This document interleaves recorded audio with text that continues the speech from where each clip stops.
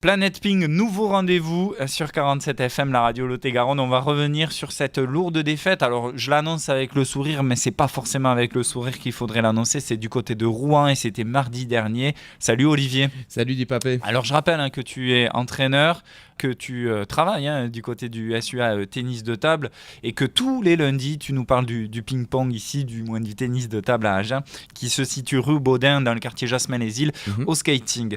Bon, alors, cette défaite face à Rouen, que s'est-il passé ?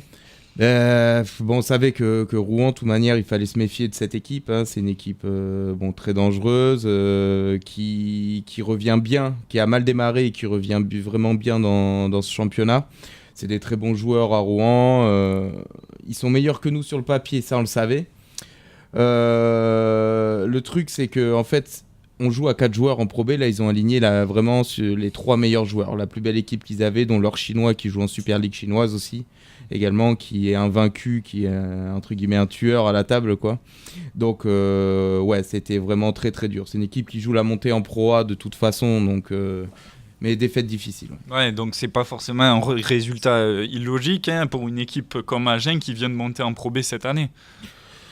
Je dirais que si, c'est un résultat illogique sur le fait, en fait, qu'on perd 3-0. Et le fait de perdre 3-0, on ramène aucun point à la maison. Et ça, c'est important vu qu'on compte tous les points. C'est embêtant parce qu'on arrive à gagner sur Metz. On arrive à gagner sur Metz au dernier match à la maison.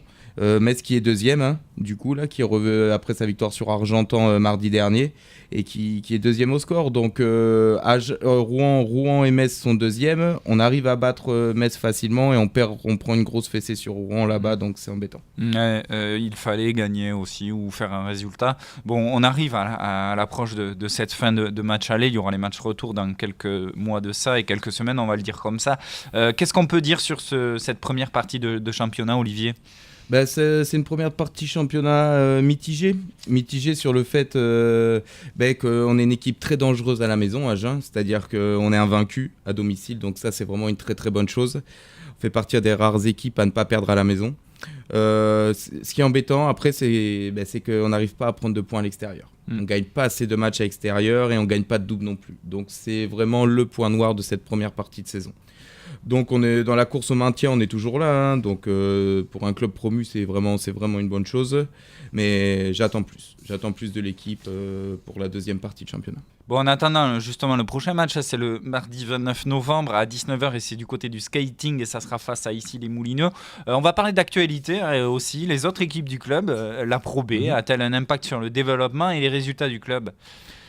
Complètement, ouais, parce qu'il faut savoir en fait qu'en 2010, il y a 7 ans. Ouais, il y a 7 ans, le projet sportif du club pour l'équipe 1 qui était en Régional 2 était de monter en National. Bon. Donc il faut savoir que maintenant on est en 2017, l'équipe est en Pro B. Donc on fait partie des 20 meilleurs clubs de France, donc c'est vraiment une très bonne chose. Notre équipe 2 joue la montée en pré-national. Et l'équipe 3 joue la montée en Régional 2. C'est-à-dire que l'équipe 3 du club, en fait, va évoluer au même niveau que l'équipe 1 il y a 7 ans. Donc ça, c'est tout simplement magnifique.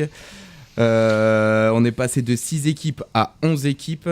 Et puis en plus, tu le dis, Olivier, toutes ces équipes de la 2 à la 11 sont des joueurs formés ici. C'est ça, c'est que des joueurs du club. Donc ça, c'est assez fort. Aucun recrutement sur ces équipes-là, c'est que des joueurs formés au club. Donc ouais, ça, c'est pour un club, c'est vraiment super. Bravo à vous. L'objectif donc serait à l'avenir d'avoir une équipe Pro B, made in Agen.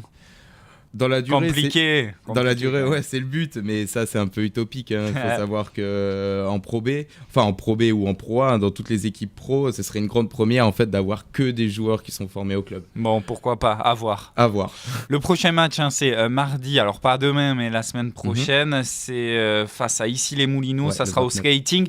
Et notez qu'on vous offrira vos invités aussi pour toute la famille, pourquoi pas, pour découvrir un petit peu cette ambiance qu'on a eu la chance de découvrir pour nous la première fois à 47 FM il y a 3 semaines de ça, 10 jours contre Metz, avec une belle victoire. On vous souhaite bon courage pour ces matchs de ce week-end.